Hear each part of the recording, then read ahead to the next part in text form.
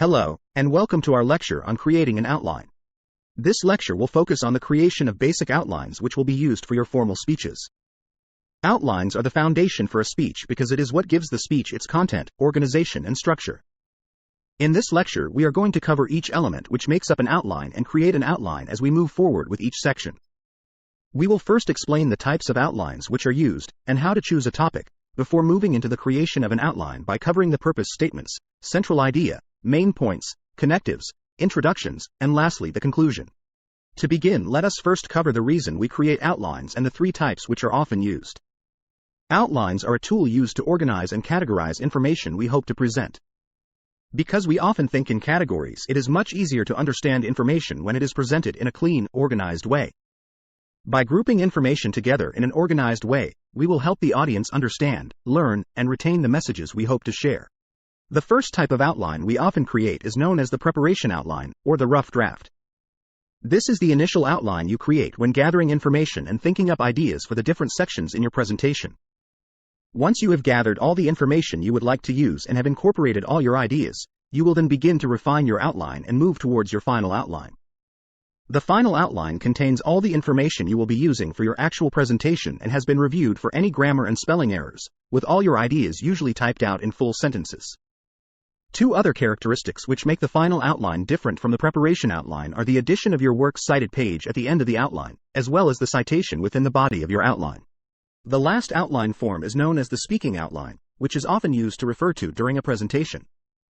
The speaking outline is usually more succinct and uses brief phrases and key words to allow for quick referencing during a speech. It is not as detailed as the final outline, and contains only the key elements you want to present. Oftentimes you may use a set of index cards in place of a speaking outline, as they are much easier to hold and organize while presenting. Now that we have a basic understanding of the three outline types, let us move on to choosing a topic. One of the main ways we have often been taught to generate ideas is by the use of brainstorming activities. This is a great way to generate your own ideas from your experiences, interests, skills, hobbies, or beliefs. Another form of choosing a topic is researching some basic subjects online which may interest you and discover some unique ideas using search engines. When approaching possibilities for topics, they can often be divided into topics you know a lot about, or topics you would like to know more about. When thinking on topics you know a lot about, you want to draw on your own knowledge and experiences, focusing on things you care about. One of the advantages of choosing topics you know a lot about is the chance to incorporate those personal experiences into your speech, making it more relatable towards the audience. The other option is to choose a topic you would like to know more about, using this as an opportunity to learn something new. This will allow your speech to be more of a new discovery and learning experience rather than a shared experience. Now that we have covered the types of outlines and choosing a topic, let us move on to the first portion of the actual outline, which are the purpose statements. In your outlines, you will have two purpose statements, a general purpose and a specific purpose. The point of both these purpose statements is to keep you focused and on task as you are gathering and organizing the information for your outline. First, we will address the general purpose, which is the broad, overall goal of your speech. For this class, we only focus on two options. Either the general purpose of your speech is to inform or to persuade. If the general purpose is to inform, then the goal of the speech is merely to convey information to your audience. In this role, the speaker is more like a teacher, passing on information clearly, accurately, and interestingly. If, on the other hand, your general purpose is to persuade, the overall goal of your speech is to win over the audience in some way. In this position, the presenter is acting more as an advocate who is trying to change the mind or actions of the audience. The specific purpose builds upon the topic and the general purpose, stating exactly what the speaker desires to accomplish in the speech. The specific purpose is essential because it acts as the driving force in organizing your speech, and guides you on what you want to say and what you want your audience to know about your topic. When developing your specific purpose statement, you are using three elements in the statement which must be addressed: the communicative word, the audience, and the content. The communicative word describes how you plan to present your speech. For example, you will inform, explain, demonstrate, describe, persuade, or convince. The second element in the specific purpose is the audience, or who you will be addressing. For example, it may be your classmates, fellow students, teachers, or companions. The third element is the content, which explains the subject of your speech. When formulating your specific purpose, you should generally use the following 5 criteria. First, make sure that your specific purpose is a single phrase and not just a single word or fragmented. Second, Never express the specific purpose as a question. Third, be sure to avoid any use of figurative language, it should be very clear and concrete. Fourth, try to limit your specific purpose to a single, distinct idea. And lastly, do not make your specific purpose too vague, be sure it is very specific. Now that we have gone over the topic and purpose statements, let us begin to create our own outline and add to it as we cover each section. First, let us choose a topic. For this topic, I will choose a historical figure named Jack Longfellow, and we will create a chronological outline about his life. Since I now know what my topic is, let us now create our two purpose statements. First, my general purpose statement. Since I want to share about the life of Jack Longfellow, I will make the general purpose of this speech to inform. Now, for our specific purpose, let us keep in mind that I have to include the communicative word, audience, and content. So, I will state my specific purpose as follows. I want to inform my fellow classmates about the extraordinary life of Jack Longfellow. Our communicative word is inform. The audience is my fellow classmates, and the content is the life of Jack Longfellow. Our specific purpose is also in a simple, succinct phrase. Moving on to our next section, we will create our central idea for our speech. The central idea differs from the specific purpose, in that the central idea is a summary which encapsulates the major ideas of our speech. It includes the topic and the main points of your presentation, and it is the main things you want the audience to remember after your presentation. When creating the central idea, you should also follow similar guidelines as with the specific purpose. The central idea should be expressed in a single sentence. It should not be in the form of a question, nor should it use figurative language or be too vague. Since I have chosen to present a chronological speech about the life of Jack Longfellow, I have decided to create three main points, one for his early life, one for his middle life, and the third for his late life. Now let us create our central idea in a simple, expressive sentence. The early, mid, and late life of Jack Longfellow is an example of what an extraordinary life can look like. This simple, expressive phrase includes my topic, Jack Longfellow. And it includes the main points, the early, mid, and late life of Jack Longfellow. The central idea is placed right below the specific purpose. Now, we have your general purpose of the speech, the specific purpose, and our central idea. This will allow our outline to have a precise direction and idea as we conduct research on our topic. Once these have been established, the rest of the outline should begin to fall into place as we research and organize our information. In the outline structure, the introduction section comes right after the central idea. However, the introduction and conclusion are created last because we want to include some of the information we gather while researching, so we will come back to the introduction towards the end of the lecture. The major part of your outline is called the body, which consists of your main points, subpoints, and connectives. Let us first cover our main points, which are the central features of your speech. This is the most important content and are to be selected carefully. The main points will be determined not only by your topic and purpose, but also by the type of organization you choose.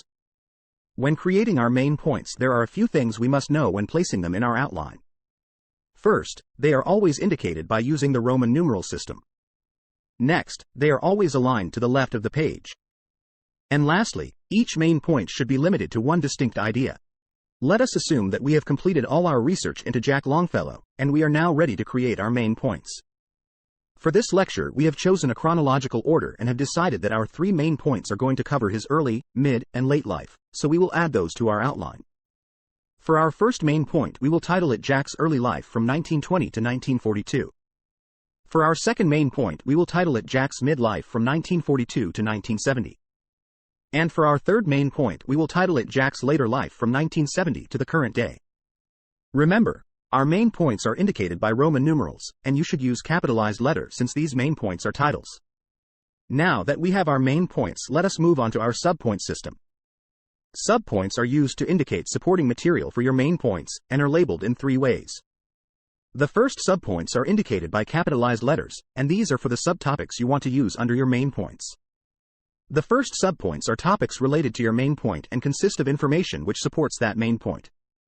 Whenever you create a subpoint under the main point, it is to be indented to the right. This is done in order to keep the information organized and separated. Going back to our outline of Jack Longfellow, let us observe the main points and decide that we want to create subpoints about specific life-changing events under each main point. Under our 3 main points, we will add 3 significant life events as our subpoints. You can observe that we have indicated those subpoints with capitalized letters and have indented them to the right so that they are separate. Once we have labeled our subpoints, we will now want to add information about those subpoints. As we add information under those subpoints, we indicate them by now using numbers and indent them to the right from the subpoints. These are considered our subpoints and contain information related to your subpoints above it. Going back to our outline, we can add them under our subpoints, making sure they are labeled as numbers and indented to the right. Notice that we keep them separated so the information remains organized and clear. One thing to keep in mind is that any information that is part of your subpoints has to be indented under that specific subpoint. For example, if you add information under a subpoint and it continues to the next line, make sure you also indent that information to the right so that all the information is under that specific subpoint. The only sections in the body of the speech which are aligned all the way to the left of the page are your main points and your connectives, which we will cover shortly. Although it may seem a bit confusing at first, once you have practiced these a couple of times, it is very easy to remember and will help you organize the information for your speeches much better. Depending on your topic and organization, you can add as many subpoints as you need. Also, each main point does not have to be even. Some main points may contain more information than others, so do not think that each main point has to have an even amount of information in the subpoint systems. The last thing to add in the body of our speech are the connectives. Connectives are words or phrases which connect the sections of your speech together and always go before and after every main point.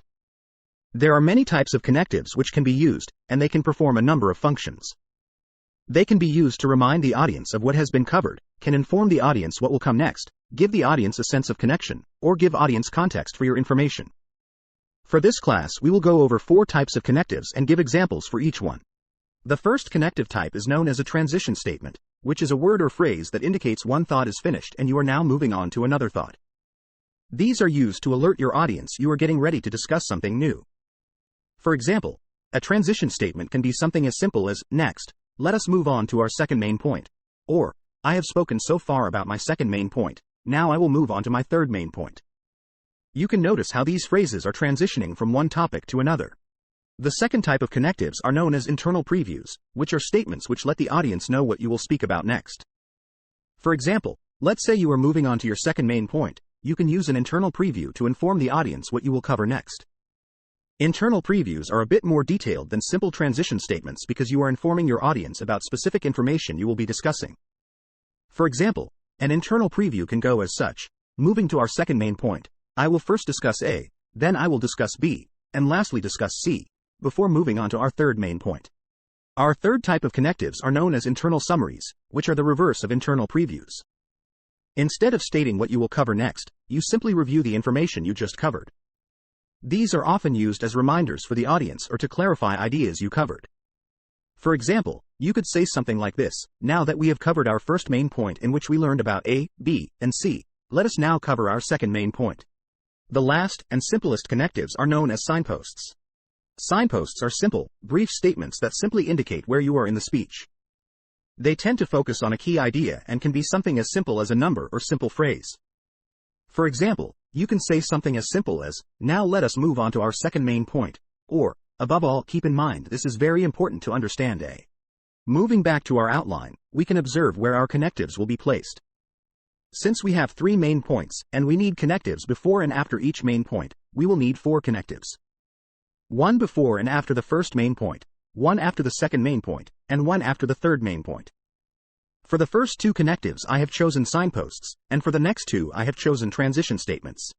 The last 2 sections of the outline we will cover are the introduction and the conclusion. The reason we work on both these sections last is because we want to have all our information gathered so we can create an engaging introduction and a satisfying conclusion. Let us first go over the introduction. The introduction is known as the opening section of your presentation and is used to engage your audience on your topic and preview what they will be listening to. The introduction is fairly brief, about 10% of your speech, and should contain your name, a title, an attention getter, a preview statement, and your credibility. The order in which these are presented may be done as you see fit, but they should be incorporated into the introduction in some way. First, be sure that your name and title is revealed in the introduction.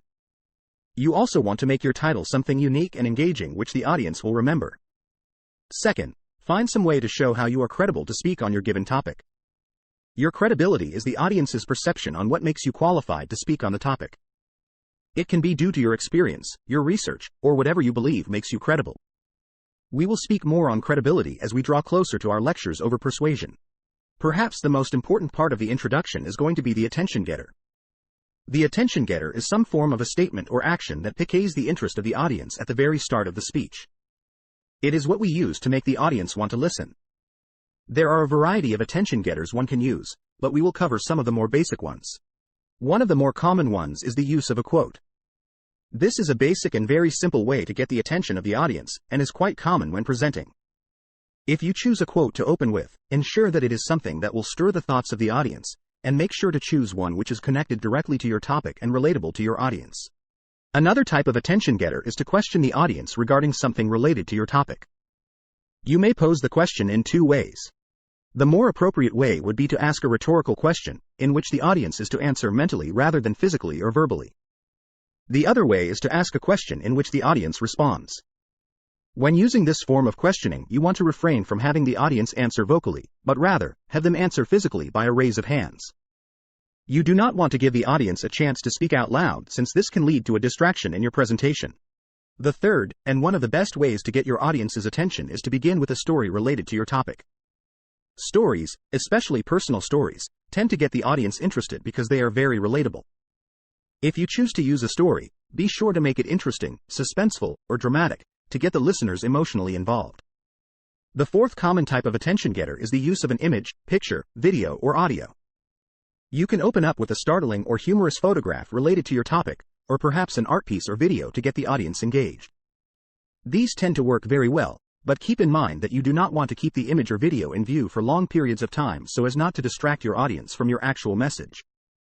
When using videos or even audios as your attention getters, be sure to keep them very brief, maybe 30 seconds at the most. There are many other ways to get the attention of the audience. You can startle or scare the audience. You can open with a joke or use humor. You may use an artifact or object to arouse their curiosity, use an analogy, and so on.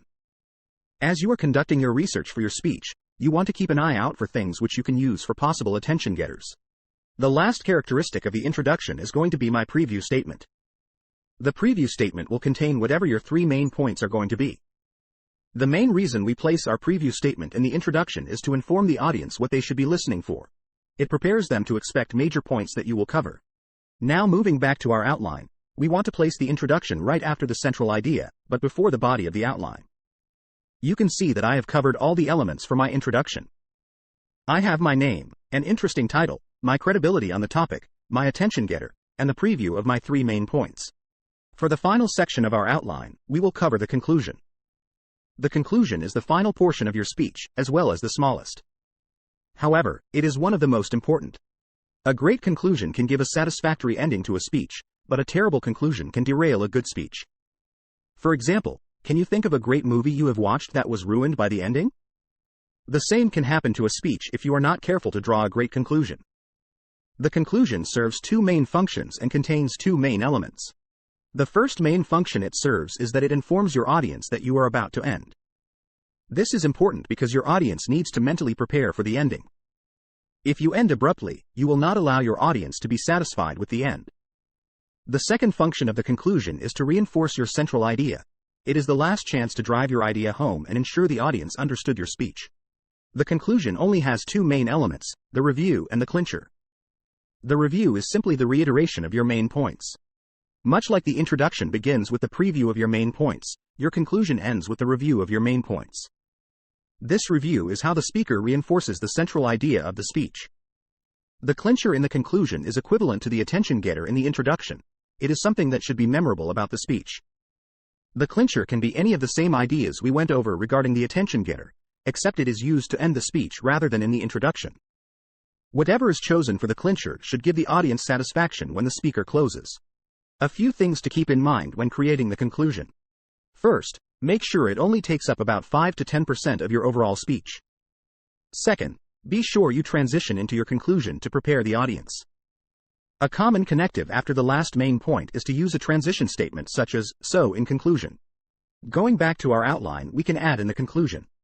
Notice my last connective is a transition statement indicating the conclusion. My conclusion also contains my review, and I have chosen to close the speech with a photograph of Jack Longfellow, which I have indicated in the clincher. And with that, we now have a completed outline. Looking at the completed outline, we can see that we have all the parts needed to present a speech.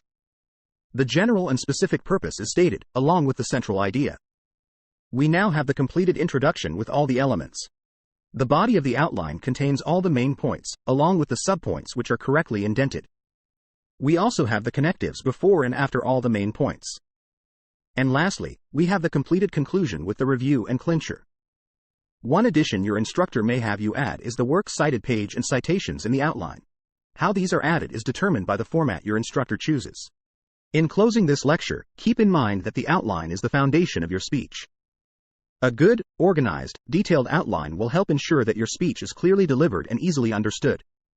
And so, we will close with a brief quote from St. Augustine: "The speaker should not consider the eloquence of his teaching, but the clarity of it, and here lies the main reason for being able to create a good outline." We want to ensure that we are clear about the information we are sharing, and the outline can help ensure this will happen.